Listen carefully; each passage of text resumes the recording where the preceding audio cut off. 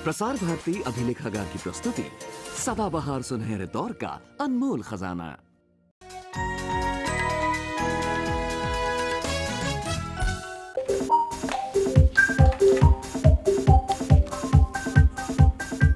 अरे दीपिका, ये तुम क्या कर रही हो?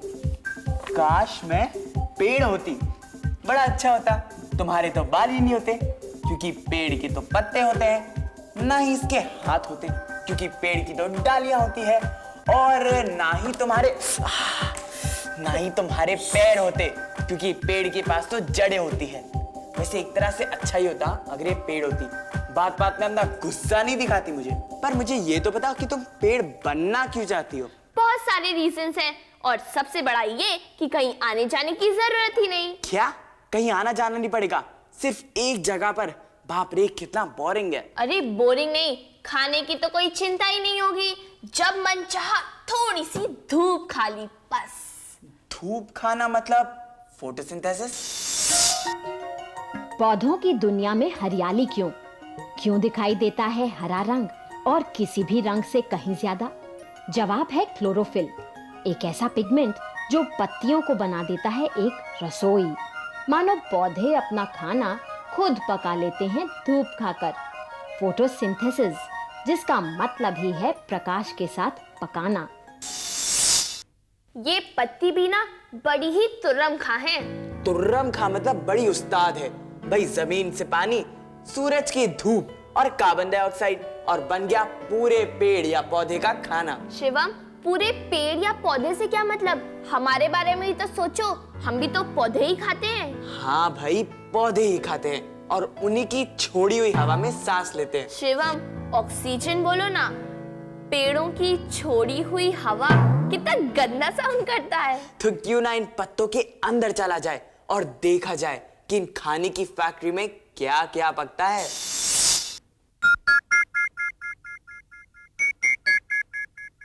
पत्तियों को यूं देखो तो वो कुछ नहीं करती, लेकिन अगर पत्ती के अंदर जा पाते तो हमें दिखती खाना बनाने की पूरी फैक्ट्री।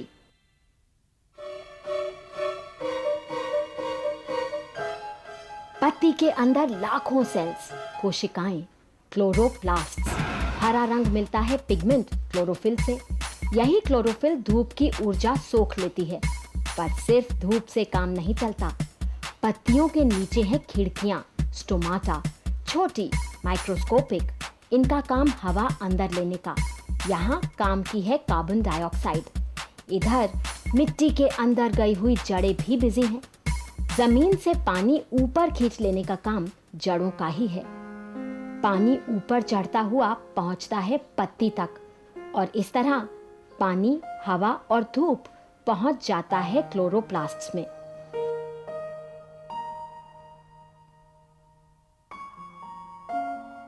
अब खाने की फैक्ट्री काम में जुट जाती है। इंग्रेडिएंट्स कच्चा माल है, पानी और कार्बन डाइऑक्साइड। ईंधन या शक्ति सूरज की रोशनी। होता है एक बहुत ही जटिल केमिकल रिएक्शन, रासायनिक प्रक्रिया, जिसमें ग्लूकोज बनता है और ऑक्सीजन गैस भी। पानी भी प्रोड्यूस होता है। फोटोसिंथेसिस से बना ग्लूकोज तो पौधों में जमा होता जाता है, पर ऑक्सीजन बाहर निकलकर वातावरण में मिल जाती है। वही ऑक्सीजन जिसके बिना हम जिंदा नहीं रह सकते। एक परफेक्ट रिश्ता। फोटोसिंथेसिस प्रकृति का अजूबा है। यहाँ सूरज की ऊर्जा खाना बनकर पौधों में कैद हो जाती है। सबसे बड़ी बात यह है कि हर पौधा अपनी जरूरत से कहीं ज्यादा ग्लूकोज बनाता है, तभी तो हमें और सभी प्राणियों को अपना खाना मिलता है, फिर चाहे हम वेजिटेरियन हो या नॉन वेजिटेरियन।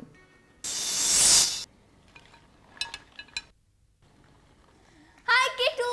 हेलो केटू, ये वाओ केटू, ये आप कहाँ से लाई? है ना मजेदार, मेरे उतकू फुतकू। उदकू फुदकू, सो क्यूट केटू। आपके मतलब ये आपने बनाए हैं? किटू, हमें भी बनाना सिखाइए ना। सिखाऊंगी, लेकिन पहले ये बताओ, तुम लोग ये पत्तियां लेकर मेरे पास क्यों आए हो? ये क्लोरोफिल किस रंग की होती है? हरी, ग्रीन। देखा, मैं तो पहले से ही कहता था, लेकिन ये मेरी बात थोड़ी ना सुनती है। पहले ही कह रहा था, एक्टिंग मत करो, तुम तो खुद ही कंफ्यूज थे। अब सारी बातें छोड़ो, इस पत्ते को देखिए, ये बिल्कुल हेल्थी है, इसका प्लांट भी हेल्थी था, तो फिर इसका हरा रंग कहाँ गया?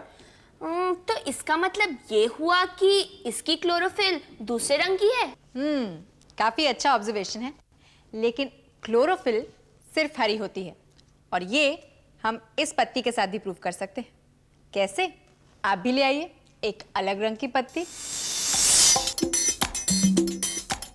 क्लोरोफिल का रंग होता है हरा, फिर पत्तियां अलग अलग रंगों की कैसे? क्या इस बैंगनी पत्ती में भी हरे रंग का क्लोरोफिल छिपा है? पता लगाने के लिए पहले तो इन पत्तियों को लेते हैं पीस। अब इस पिसे हुए पल्प को छान लेते हैं। जरा छने हुए रस के रंग को ध्यान से देखें, इसमें भी अभी तक हरा रंग दिखाई नहीं दे रहा। कुछ अकल लगाते हैं और यूज करते हैं सॉल्वेंट टेक्निक। थोड़ी सी स्पिरिट मिला देते हैं इसमें। अब देखिए, बैंगनी अलग, हरा अलग। क्लोरोफिल का पिगमेंट तो सिर्फ हरा ही होता है, मतलब हरे पत्ते हरे रंग की वेवलेंथ को रिफ्लेक्ट कर देते हैं और बाकी वेवलेंथ के प्रकाश को यूज करते हैं। क्लोरोफिल को तो आप जान गए हैं, लेकिन क्या आप जानते हैं कि एंथोसायनिन उस पिगमेंट का नाम है जो बैंगनी और लाल रंग देता है। पीला और नारंगी रंग देने वाला पिगमेंट है कैरोटीन। कैरोटीन आसानी से नष्ट नहीं होता, इसीलिए मुरझाई पत्तियां पीले रंग की होती हैं।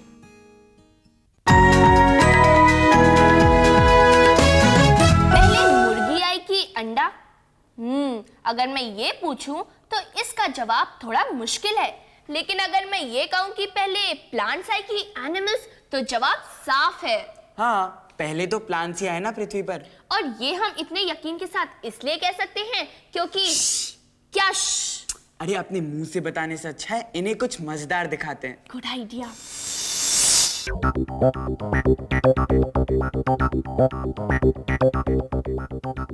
करोड़ों साल पहले पृथ्वी जन्म ले रही थी।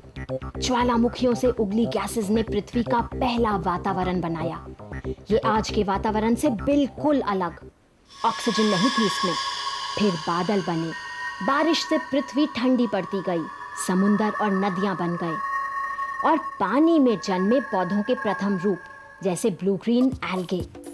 ऑक्सीजन बनने लगी, पौधे विकसित होते गए और वातावरण में ऑक्सीजन छोड़ते गए। इतनी ऑक्सीजन बनने में करोड़ों वर्षों का समय लगा और उसके बाद ही ऑक्सीजन में सांस लेने वाले प्राणियों का जन्म हुआ। दीपिका और शिवम ने ये तो पता लगा ही लिया कि पौधे हमसे पहले आए। हम मतलब ऑक्सीजन में सांस लेने वाले सभी प्राणी। लेकिन क्या आप जानते हैं कि कई पौधे चोर होते हैं? हाँ, दूसरों से मांग कर या चुरा कर खाना खाते हैं और कई बन जाते हैं नॉन वेजिटेरियन। चट, कीड़े मकोड़ों को भी चट कर जाते हैं। देखिए,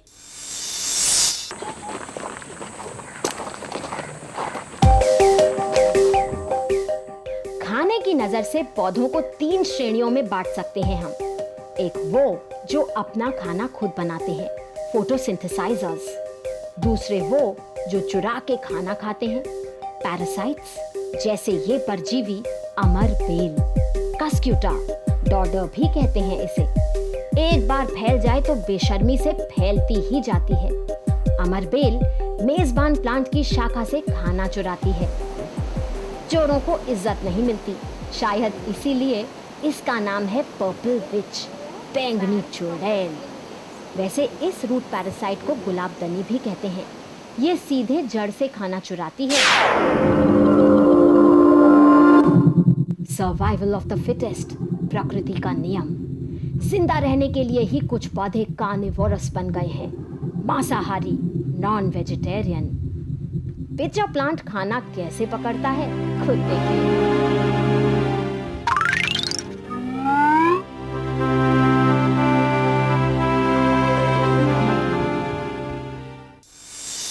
एक मजेदार फैक्ट, दुनिया का सबसे बड़ा फूल राफ्लेसिया एक पैरासाइट है, एक परजीवी है।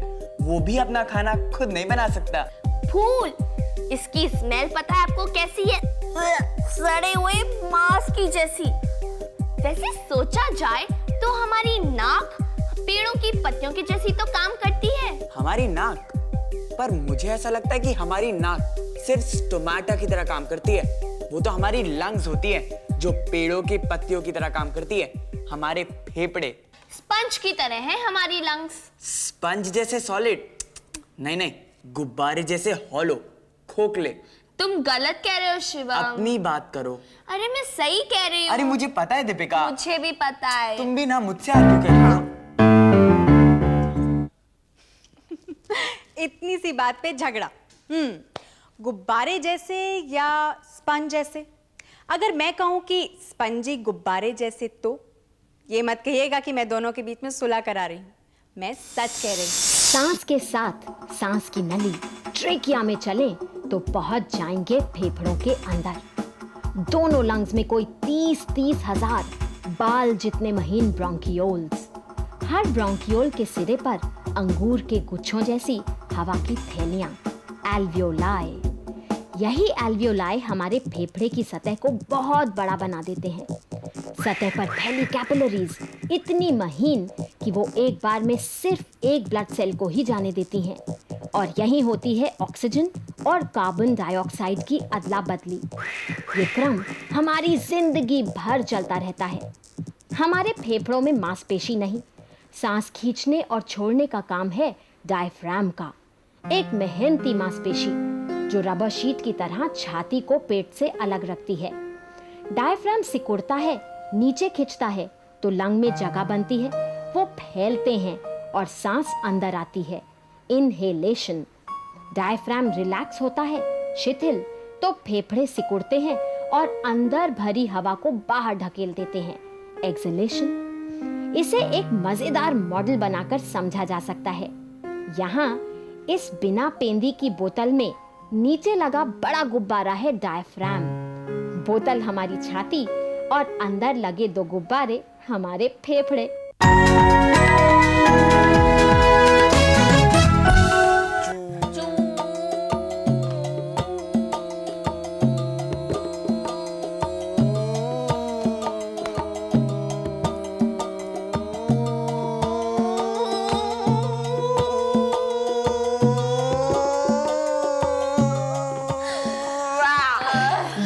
मैं जीत गया। भाई लंग कैपेसिटी की बात हो या ब्रेन कैपेसिटी की, मेरी बात तो कुछ और ही है। हाँ, तुम्हारी तो तारीफ करने की बात भी कुछ और ही है। अरे बाप रे, लड़ाई शुरू। लंग कैपेसिटी टेस्ट हो गया तुम दोनों का। अब देखो मैं क्या लाई। वाओ केटू, ये हमारे एल्वियोलाई है ना? एल्वियोलाई, जिनकी पतली दीवारों से कार्बन डाइऑक्साइड और ऑक्सीजन इधर से उधर जाते हैं। वैसे केटू एक बात बताइए, ह्यूमन लंग्स के बारे में तो हम सब समझ गए, लेकिन ये जो छोटे छोटे कीड़े मकोड़े होते हैं, क्या उनके भी फेफड़े ऐसे ही होते हैं? नहीं होते, इसलिए उनका खून भी लाल नहीं होता। तो देखते हैं कुछ क्रीपी क्रॉलीज।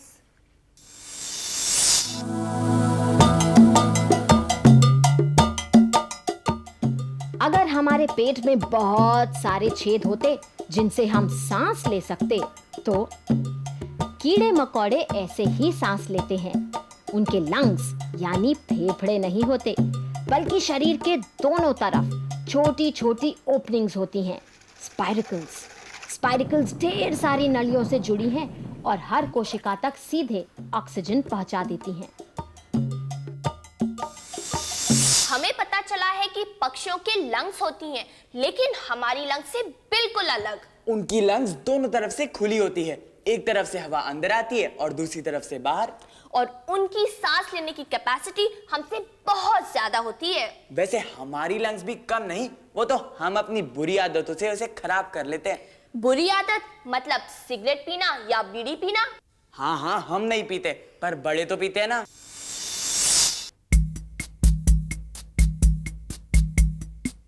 अपने मॉडल को लेकर हम बच्चे पहुंच गए हैं एक डॉक्टर के पास। हमें पता है कि सिगरेट पीना बुरा है, पर ये नहीं पता कि क्यों बुरा है। इसीलिए यही है हमारा सवाल, सिगरेट या बीड़ी पीने से क्या नुकसान होता है? जवाब में डॉक्टर ने पकड़ा दिए हमें एक स्ट्रॉ और कहा, जरा इसे मुंह में रखो और नाक बंद करके सांस लो। नाक बंद करके सांस लेने की कोशिश करते हैं तो हमारे जो रेस्पिरेटरी पैसेजेस हैं, जो हमारी सांस की नली है, वे कितनी सिकुड़ जाती है, यह दिखाने के लिए मैंने ये एक्टिविटी करवाई कि सिकुड़ी हुई नली से आप सांस लेंगे तो बहुत मुश्किल होगी। यही तकलीफ़ एक स्मोकर को होती है, क्योंकि जो स्मोक में बसे हुए केमिकल्स और टार वगैरह हैं जो उसकी लंग्स और पैसेजेस में बस जाते हैं, वे सांस को अंदर जाने ही नहीं देते। लेकिन हम तो सिगरेट नहीं पीते। क्या होता है कि एक ही रूम में यदि कई लोग सिगरेट पी रहे हैं तो बाकी लोग जो सिगरेट नहीं पी रहे हैं उनको भी उस टबैको स्मोक का असर पड़ता है। सिगरेट का धुआं जहरीला होता है। तार, आर्सेनिक, बेंजीन और फॉर्मेल्डिहाइड जैसे खतरनाक कण और गैसेस उसमें मिले होते हैं। ये धीरे धीरे हमारे लंग्स को खराब कर देता है। सांस की नलियां सिकुड़ जाती हैं और एल्वियोलाई खत्म। नतीजा बीमारी। तो आप सोचिए, आप बेसिकली एक केमिकल फैक्ट्री मुंह में जला के ले रहे हैं। Why do we hiccup? हमें हिचकी क्यों आती है? जब हम हॉट कॉफ़ी, हॉट टी, मिर्ची वगैरह खाते हैं तो हमारा स्टमक इरिटेट होता है। स्टमक इरिटेट होने की वजह से डायफ्राम पे प्रेशर आता है और ये डायफ्राम एक स्पास्मोडिक कॉन्ट्रैक्शन में चला जाता है। ऊपर की तरफ ये कॉन्ट्रैक्ट करता है। जब ये कॉन्ट्रैक्ट करता है तो एक तरह से हवा बाहर निकलती है, जिसको हम हिचकी कहते हैं। हम यौन क्यों करते हैं? हमें उबासी क्यों आती है? हमारे दिमाग में और हमारे लंग्स में ऐसे सेंसर्स हैं, ऐसे पिकअप पॉइंट्स हैं, ऐसा एक मैकेनिज्म है जो ये कार्बन डाइऑक्साइड लेवल को डिटेक्ट करता है। जब कार्बन डाइऑक्साइड लेवल एक हद से ज़्यादा हो जाता है तो हमारे ब्रेन को समझता है कि हमें लंबी सांस की अब ज़रूरत है, तो फिर डायफ्राम सडनली एक्सपैंड होता है और लंग्स टोटली इंस्पायर करते हैं बाहर की हवा और हम बहुत सारी ऑक्सीजन बाहर से अंदर लेते हैं। मजेदार जानकारी। उबासी बहुत सारी ऑक्सीजन एक साथ। हिचकी किसी की याद करने पर नहीं, बल्कि होता है डायफ्राम परेशान। डॉक्टर ने बताई एक और नई बात हमारे ही मॉडल के साथ। स्वस्थ लंग्स के लिए एक सही पोस्चर जरूरी। हम झुककर बैठें या चलें तो लंग्स को फैलने के लिए पूरी जगह नहीं मिलती। हम गहरी सांस अंदर नहीं ले पाते। स्वस्थ लंग्स के लिए ही जरूरी है एक्सरसाइज, खेल कूद और ताज़ी हवा भी। खेलते समय हमारी मांसपेशियां ज़्यादा ऑक्सीजन मांगती हैं। ऐसे में फेफड़े अच्छी तरह काम करते हैं, उनकी क्षमता, कैपेसिटी बढ़ जाती है। ये हमारे स्वास्थ्य के लिए बहुत अच्छा है। और क्या होता है?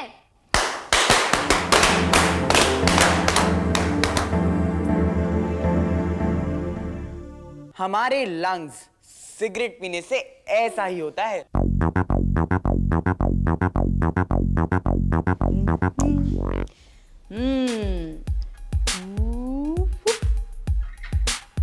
मैग्नेट्स वाकई बहुत मजेदार होते हैं। इनके चाहे जितने भी छोटे छोटे टुकड़े कर दो, इसमें हमेशा रहते हैं इसके दोनों पोल्स, मतलब एक नॉर्थ पोल और एक साउथ पोल।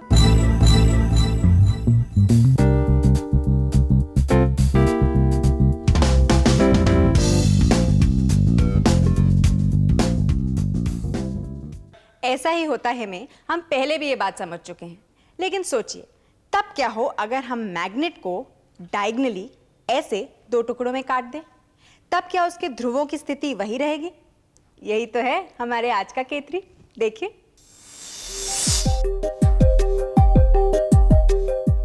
हर मैग्नेट में दोनों पोल्स होते ही हैं, फिर चाहे वो किसी भी आकार के हों। बार मैग्नेट को विकर्ण से काटने पर भी दोनों ध्रुव ही रहेंगे उसमें, कुछ ऐसे।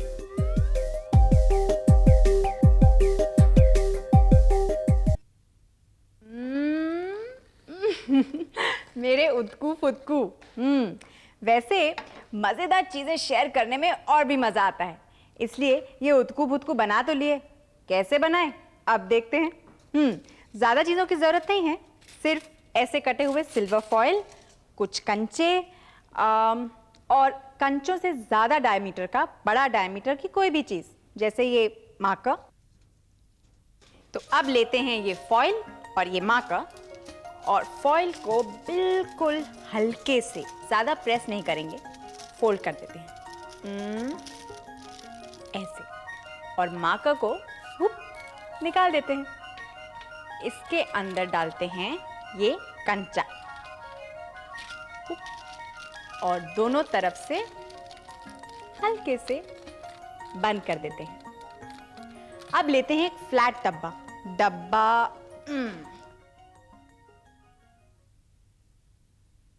अब डब्बे को सिर्फ इस तरह, ताकि दोनों एंड्स अच्छे से प्रेस हो जाएं, हिलाते हैं जोर से।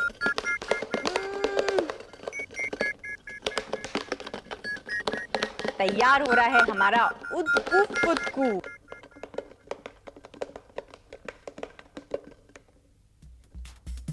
हमारा उदकू फुदकू। उप्स। अब इसकी साइंस मत पूछिएगा, वो आपका काम है, खुद पता करिए। यहाँ तो ऐसा ही होता है। साइंस खेलते रहिए, उसे समझिए, सवाल पूछिए, जवाब ढूंढते रहिए और हमसे मिलते रहिए यहीं, क्योंकि ये साइंस की दुनिया है और यहाँ ऐसा ही होता है।